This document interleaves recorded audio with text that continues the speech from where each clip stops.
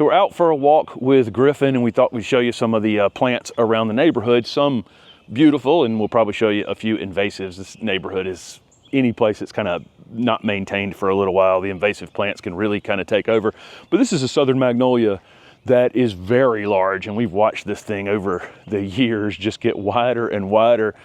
It lays branches down on the ground, and those branches root in, and so it can kind of colonize a very large space. I don't know how wide this is. It's probably 25 feet wide at this point and probably 30 to 35 feet tall. There are some others in the neighborhood that are more upright. You know, some of these were bought as named varieties, but a lot of them are just, they're native plants, and so they've just come up in wild in the neighborhood, and there's a lot of variability in them. Some of them are tall and narrow, some of them are super, super wide. This one has really occupied a lot of space. We just don't have room in our garden for a plant like this at all. This would be the entire front garden at our house. And so it was not useful plant, but there are some upright, narrow selections that we could possibly use. And this is one of our great native southern plants. It's an evergreen magnolia, Magnolia grandiflora. And there's mealybugs on the back of that leaf. But you get the brown back on the back of the leaf. Beautiful foliage. It rained yesterday, so we got this water on the leaf. And down in here, there's a flower. Normally they're on the outside of the plant, but this particular spot, I'm able to show you the flower just opening this morning. Sometimes they'll close at night and trap pollinators inside as well. And then over just to the left of that stuff, there's one of the cones forming where, you know, after the flowers get pollinated, it actually forms the seed inside a cone. Talked about that in the past, but what a giant plant. It's beautiful. It's just we couldn't have this in our garden. And again, there's a lot of named varieties out there, a lot of named ones that you could buy that would occupy a little less space. They can be limbed up. Some of them are lend themselves more than others. So if you're shopping for a southern magnolia, you might want to get one that's been staked into a kind of a single trunk tree, because that will lend itself in the future probably to being limbed up a little easier, where you can go up under it. But if you do that, keep in mind these things lose leaves. I say they're evergreen, but they lose leaves all season long, and those leaves are laying on the ground underneath this thing. So even if it was limbed up, it would still be difficult to garden under it. So it's probably best just to give it space, allow it to limb out like this. But what a statement, right? I mean, again, I love them, just don't have room for one in our garden. This is a garden we've really seen develop over the last 2 or 3 years. They've done a tremendous amount of work out here. A lot of pollinator plants in this garden. Butterfly bush starting to bloom here. Vitex behind it's just starting to flower. There's a rosemary back there that would have flowered a little earlier in the season. Russian sage, catmint, various salvias, Amsonia that's already bloomed out, but there's more things coming as the season goes on. But I love this white low fence out in the front garden. We did something similar at the house where, come on Griff, please buddy, where we have a low fence in the front, and we haven't painted ours or anything yet, but this little low white fence allows them to basically landscape on both sides of it, right? It creates it's like a artificial barrier in there that, you know, and it also, you know, keeps people, there's a bus stop right on the corner right here. You can see it. That's what Griffin's so interested in. So there's that little barrier too, which is kind of nice. And, you know, you can hear all the traffic going by as well. But I really like this landscape. It's really come along very quickly. Beautiful. They've redone this house. A lot of the houses in our neighborhood are older. They get torn down when people move into them and new houses go in. One literally a block or so over there that got torn down in the last couple days, but they've remodeled this one. It's beautiful. Landscape is beautiful as well. This is a screen of plants that I walk by every day, and it's 85% invasives. It's kind of wild. There's ligustrum in here. There's a porcelain berry growing through it up above that. We have euonymus here. There's a different euonymus down below that. Somehow a crepe myrtle has ended up growing up through the middle of this. I have no idea how that happened. They don't often seed them. You'll get some seedlings, but they don't often seed themselves. There's Nandina, There was a pecan a little further back, I think, that had, I guess a squirrel had probably, oh, there it is. I guess a squirrel had probably planted that. Oh, mulberry. This is, gosh, we get so many of these coming up in our garden. And we have a native mulberry, but it's mostly the Chinese mulberry, probably hybridized or crossed with our native. There's, of course, Chinese privet. We have ligustrum. This is Elaeagnus, and this is Elaeagnus umbellata. We'll probably see a different Elaeagnus a little further down, typically. Again, more Nandina. What am I missing here, Steph? There's an oak. So we did have a native. We have so many oaks in the neighborhood. They'll be opportunistic. Oh, there's English ivy down below that. Oh, here you go. Here's the other Elaeagnus we'll get in the neighborhood. This one has spider mites, so maybe that one's not doing quite as well. There's Rosa Sharon. Rosa Sharon is pretty invasive here in the neighborhood as well. So there's the camellia. This was what was originally planted here, I think.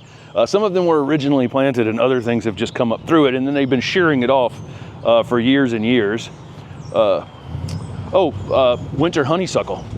Would have almost missed this. Let's see. That's a Yopon holly that's come up through it. So that's a native, right? Let's see. Anything else in here? Again, it's more Nandinas, Elaeagnus, ligustrum, English ivy. It's just a totally wild. This is the wildest screen. There's an abelia a little further down that's blooming, actually. So pollinators will at least be on that. But what a wild screen of a mostly mixture of invasive plants. Here's the house I was talking about. It's actually two houses that have come down here. There's been a bunch of them in the neighborhood recently. But we have these giant oaks. They were planted back in this neighborhood was platted back in the late 30s, early 40s. And the houses some of them were built as early 40s to early 50s. But in recent times, they've just been tearing them down, rebuilding much larger houses, which people are obviously free to do whatever they want to. It's their land, right? But these giant oaks that were planted back then, unfortunately, they come down with it. And I imagine these two are going to be candidates for that. Maybe they'll work around them. I don't know, but we've seen a lot of them come down recently. This was, people back then were planting for the future. They weren't really planting a tree for themselves. They were planting a tree for us now.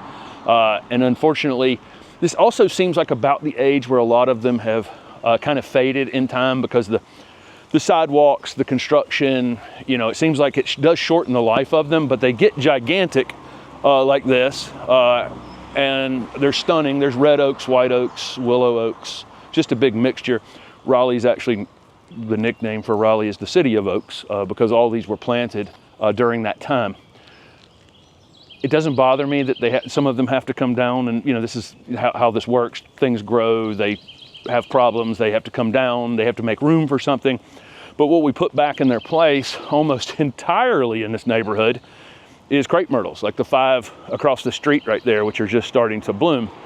And not knocking crepe myrtles, but I mean, this entire neighborhood is crepe myrtles, and they're all planted up under the power lines, where they have to be pruned funny and that kind of thing. So part of me's a little sad. These oaks are there are hundreds of species of things that live in them and live off of them. And so they're important, native trees. They keep this neighborhood so much cooler. And I put the drone up not that long ago and showed from our house to downtown, which is, we can walk to downtown. So it's probably a longer walk than some people would want to take, but it's right at that kind of walk.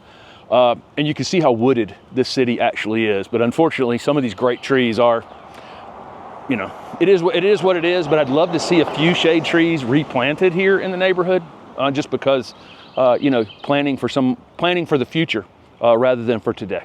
This is a clematis called Henryi, and this is one that just keeps flowering. We have one on our fence in the garden, which is actually, I can pretty much see through this property here back to ours.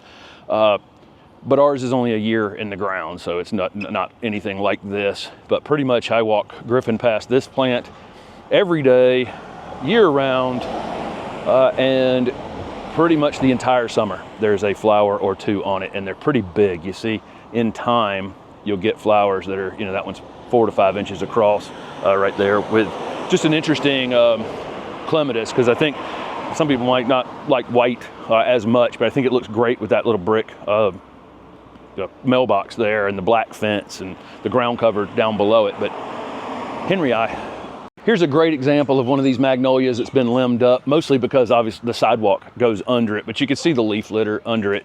So that's kind of what you're fighting. If you do decide to limb them up, they're almost better just to keep them limbed to the ground and put them in a space that's large enough to have one. I'll show you another one that's more upright. Here's one that's just a seedling on a lot that's never been developed.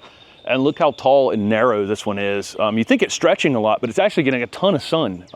More than you think, because the road is here and the sun is over there most of the time. So getting plenty of sunlight. It's actually staying full. It's not really stretching, but you can see the kind of differences in the seedlings across the neighborhood and some of the named varieties.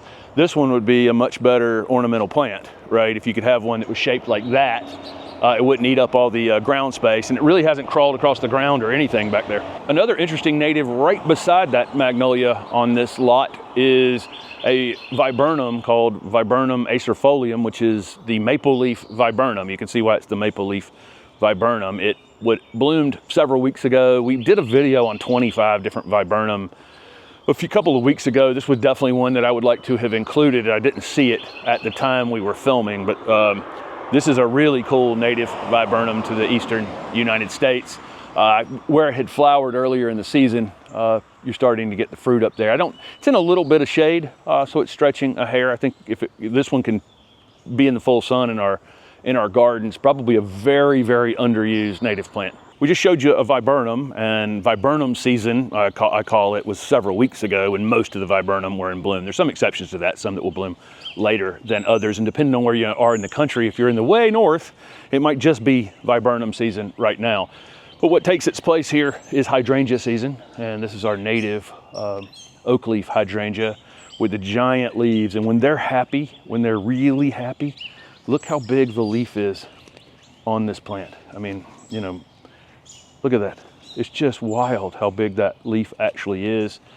This is the side that's sneaking some sunlight into it, so you can see it's just laid these leaves out perfectly to get as much light on it as it can.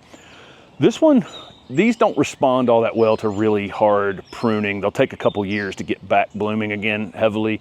So this one was just beautiful 3-4 years ago, and then it got cut really, really hard one time, and I was like, oh no, I don't know how well it'll come back. It's taken a couple seasons, but boy, is it ever back. And bigger, better, fuller, large leaves, extremely large flower clusters on this one. I wouldn't know if this is a named variety or if this is just straight hydrangea quercifolia. I have no idea. I'm guessing it's probably a named one, but very large flowers. Nice thing is here, a couple things. You get the inside, the actual flowers in here are, you know, great for pollinators, and you'll see bumblebees all over these. It's a little wet this morning, so we're not seeing the bees out quite yet, but they'll be crawling with them later on today. 4-season plant, you know, you get this, which in more northern areas will fade to pink. Here they tend to just go to kind of a papery color, and they look good, even kind of dried on the plant. Then the leaves, beautiful all summer, turn bright, bright fall colors. Depending on how far in the south you live, the more kind of semi-evergreen they are. They keep those leaves until the late winter that are almost purplish red color on them. Up north, they'll lose more of them. Just a great plant. It'll colonize deer. We have deer that come to our garden over here, and it's at the top of their list. When these things are in full bloom, they'll just take these flowers off down to here. I think it's an important food source for deer in the area, because again, it is a native here to the southeast. When all the leaves are gone off of it, it has exfoliating bark on the inside. So another thing that you'll get from this. Yeah, Steph's getting you a photo of that. So even the bark in the winter time, when it loses all its leaves.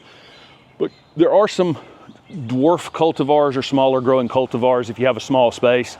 But if you have the room like this person has, where they've allowed it to get 15 feet across and 10 to 12 feet high, you know, it's an absolute showstopper. Got a neighbor across the street over there that has hydrangea arborescens, which is our other native, one of our other native hydrangeas. it's right up against their house, and I want to go knocking on their door this morning, but they're in full bloom as well. A couple rental properties close by on the walk that I take with Griffin most mornings, and their one side of the road over there has that lesser celandine field that we showed earlier this year with yellow flowers as far as you can see over there. Very invasive weed.